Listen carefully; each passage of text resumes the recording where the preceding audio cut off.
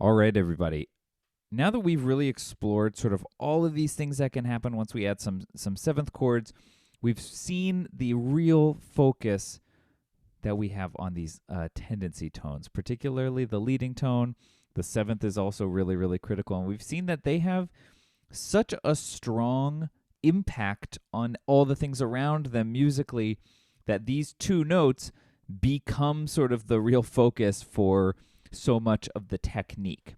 Well, we're going to sort of extend that in a way today, and we're going to do so by starting to discuss chromaticism in music. And so what we're going to look at here is just the general background of the very first way that we start to add chromaticism, especially into our harmonic language.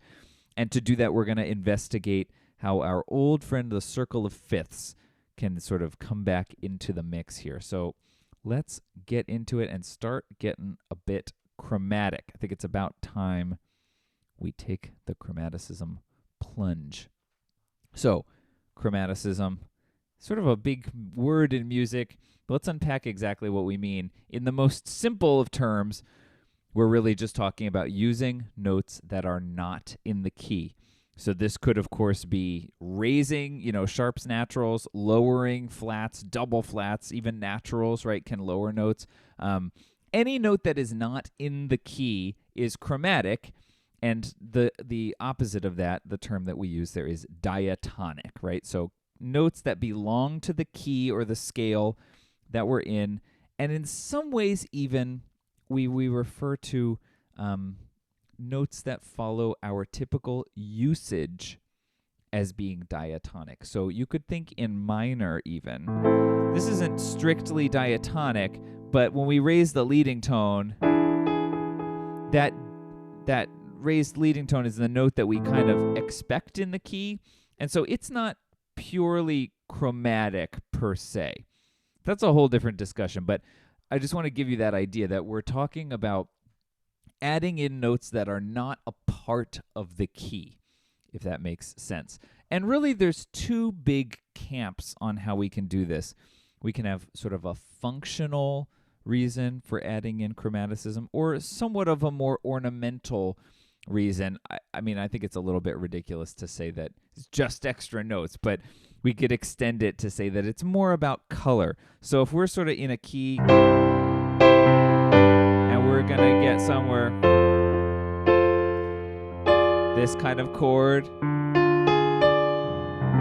right? That's a beautiful, colorful harmony. That's not in the key, but it's not really there for much of a functional reason, right? It's sort of, right, if we're here and we do this, those are, that's a color idea, the classic Mario cadence. Everybody loves a little Mario cadence, right? That's not as functional as it could be. It's much more just about sort of ornamenting the key that we're in with these sounds that are not from the key. That's that chroma, color, just adding some color to the mix.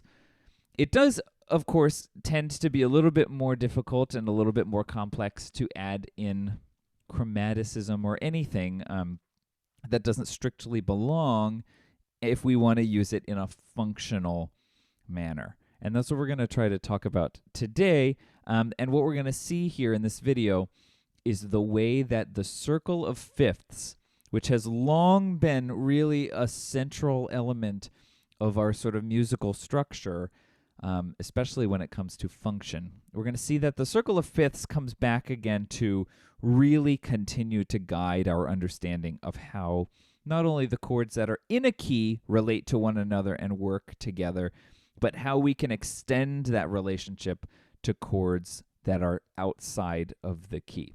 So let's do that, and we're going to leave PowerPoint here for a second. We're going to go into Finale, and I just want to sort of take a peek at some of these circle of fifths relationships. So here we are, and we're going to, of course, start in the people's key, C major, right? Because why wouldn't you? So here we are in C major, and the hope here would be that we know very comfortably, this is all treble clef, by the way, we know very comfortably that in C major, the next fifth out from the 1 chord is the 5 chord. So if we're in C, the 5 chord, which is G, is a fifth out from 1, right? 1, 2, 3, 4, 5 is G. So that's a 5-to-1 circle of fifths relationship, right? And that's wonderful. But we also know that we can continue that, right? So if 1 to 5 or 5-to-1 is a fifth, then I could go another fifth out and end up on D, right? G, A, B, C, D. And the 2 chord, which is D, is a fifth away from the 5 chord, which is a fifth away from the 1 chord, right? So we've got this circle of fifths motion. And we saw that this sort of circle of fifths relationship exists in all keys, right? There's always this thing, and the 2-5-1 is a really central element. So if we were, for instance, in G major, let me do this. I'm just gonna borrow, because I'm gonna be lazy. Bring that down there, and bring this down here, and say, okay, what if we're in G major? Well, we would have a 5-to-1, the relationship of a fifth, leading us to our 1 chord. G would be 1, and 5-to-1 would still be, of course, a fifth. Now, in order to make this happen, we would have to adjust this chord, though, because if I wanted to say that this is going to be the 5 chord in G, well, the D minor chord that we had in C major isn't going to really cut it, right? Because this is not the 5 chord that we would expect to get in the key of G. Instead, I need to make sure that I have an F sharp, right? Which is, of course, the leading tone of G. So in this instance, in the key of G, my 5-to-1 fifth relationship is D to G. And I've got that F sharp to G motion, right? So we're seeing how these fifths relationships of a fifth, are so critical to all keys. Any key has the same thing. So then my question would be, how could we somehow, what if we said, you know what, I love this D major chord. I love F sharp for whatever reason. I love F sharp, but I'm a C major kind of guy. I'm not, but I could be. Sometimes I am. Right? What if I'm a C major kind of person and I just love me some F sharp? What could I do to bring in this kind of D chord into the C major world? Like, I love a 2-5-1. But what if I don't want to have a D minor chord? Instead, I want to have a D major chord. Because if we're saying that, look, this D major chord goes to G as well, or if not better, than the D minor chord goes to G. D minor goes to G super well in the key of C major, but D major with the F sharp goes to G really well in the key of G major. So those two versions of the D chord, D minor with F natural, D major with F sharp, both lead to G super well. Why don't I get to experience this with the F sharp in C major? Well, the truth of the matter is we do sometimes. And so what we do is we borrow the relationship that comes from our G major key. So if in G major, this D chord, D major chord with F sharp going to G, is a dominant relationship, right? D is the dominant of G. We borrow that into C major and say, well, this D chord is not the dominant of C because that's G, but it could be the dominant the 5 chord, of the 5 chord in C. Do you see what I'm doing here? I've sort of said, okay, I'm going to borrow this D major chord into the key of C major through its relationship to the 5 chord in C major. So I'm saying if D goes to G super well, even a D major chord, or especially a D major chord, can go to G super well, I'm going to let it go to the G chord that's in C, which is 5. And so this is, in some ways, I'm just saying that this chord, this D major chord, is the 5 of G, which is 5 in C. Sort of a funny little poem I just made there. So I'm going to kind of put this in the middle because I'm trying to draw a parallel between this chord and how it can lead to this chord. If D minor goes there well, then D major must want to go to G especially well. Let's sort of see this in another key and see if we can extend this a little bit. Kind of like this D minor chord. So let's borrow D minor up here. And let's be in the key of D minor, all right? Let's be in the key of D minor. So let's think for a second. What chord is 5 in the key of D minor? What's the root? Well, the root is A. And what I'm going to do is I'm going to build an A major chord. So here's A. Here's going to be C sharp, the leading tone of D. Move that 5 over there.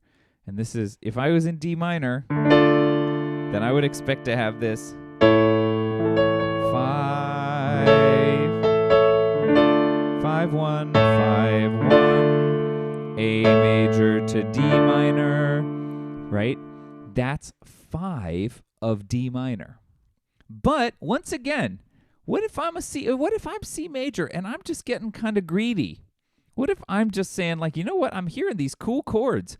A major, that sounds like an awesome chord. How can I get some A major in my key of C major? Well, what we do is, again, we say, well, I'm C major, and this D chord, this D minor chord, that works in my key really well. And so if I want to be able to get to this cool A major chord, I need to do this through its relationship to D minor. And so what I'm going to say is, since A is 5 of D, D is 2 in C. And so it has this sort of next door neighbor relationship, or maybe a down the street relationship to C major, because this D minor chord is 100% a normal expected chord to have in the key of C major. And so through that, we can borrow this A major chord into the key of C major, since it's 5 of D. And so I could have a progression that goes A major with its C sharp leading to D minor, which is 2, which could go to G major, which is 5, leading back to C, which is 1. And we don't ever feel like we left C major, even though we get this A major chord, which pulls us to D. But since D is such a strong part of C, we don't really feel like we're leaving anywhere, right? So that's how we get these first chromatic chords into keys, is by their relationship to other chords that are already natural members of a key. So we did it here with a D major chord by saying, well, D major leads to G because it's a 5th relationship, and G is 5 in C. So what we would do is we would call this, I'm going to add to this already long thing, we would call this a 5 of 5 chord. 5 of 5, because the 5 in the key of C is G, and D is 5 of G. So we're going to call it 5 of 5. Over here, when we were going A major to D minor, well, in D minor, A is 5, and it's going to go to D minor, which is what in C major? It's 2 in C major. So we could see this all over the place, and we'll expand on this naming stuff as we go, but I just wanted to give you a window that we're using these relationships of how these chords kind of function in 2 different keys, right? And how they are sort of connected in a neighborly kind of way to this case in the key of C major. Let's continue to look at this A major to D minor relationship, though, because I think this is a good one to unpack. And let's say, okay, I love A major to D minor. And I'm going to just bring it down here. Put it right here. A major to D minor. Let's think, what other keys other than the key of D minor and the key of C major, what other keys have D minor in them? What do you think? Well, I can think of a couple. I can think of F major, which has the chord D minor in it. What's D minor in the key of F? Well, I could walk it up if I wanted to. F, G, A, B flat, C, D. So we would call D minor 6 in the key of F major. And so, if I wanted to somehow get this A major chord in the key of F, here I am in F. If I wanted to have this A major chord in F, it needs to be there by the virtue of its relationship to D minor. And look, I can still sound very much like I'm in the key of F. So what would we say? A is still 5 of D all the time, right? No matter where, A is 5 of D. This slash is what we use to mean of. So 5/D. The A major chord is 5 of D no matter where we are. So let's contextualize it for where we are. In the key of F, what's our code for D? It's 6. So in the key of F, our code for D minor is 6. And so I could say that this A major chord is 5 of 6 because A is always 5 of D, right? Let's try this out in another key. What's another key while I'm copying this? Think about what's another key that has D minor in it. I'm thinking maybe, let's say, the key of B flat major. I think B flat major here. B flat major has a D minor chord in it. What's D minor in B flat major? B flat, C, D. It's 3. The much maligned 3 chord. Well, what is our name for this? Remember, A, no matter where we are, is 5 of D. And so in B flat major, we would call this 5 of 3. Right? We starting to see what happens here? So if I'm in B flat major and my heart calls out for an A major chord, I can get it without leaving the key of B flat major. Really cool. So remember, it all comes back to these circle of fifths relationships. If G to C is a fifth and D to G is a fifth, then why can't I borrow this D major chord to lead me to G, which is a friendly chord in the key of C, right? So we'll do obviously a lot more of this, but these circle of fifths relationships are the real critical thing. D is 5 of G no matter what key we're in, right? A is 5 of D no matter what key we're in, whether that's in D minor whether it's in C major, where it would be, we'd call it 5 of 2, whether it's in F major, where we'd call it 5 of 6, or whether it's in B flat major, where we might call it 5 of 3, A is always 5 of D. Right? So we'll keep working on that. It's a tricky topic, but I hope you can see the real possibilities here.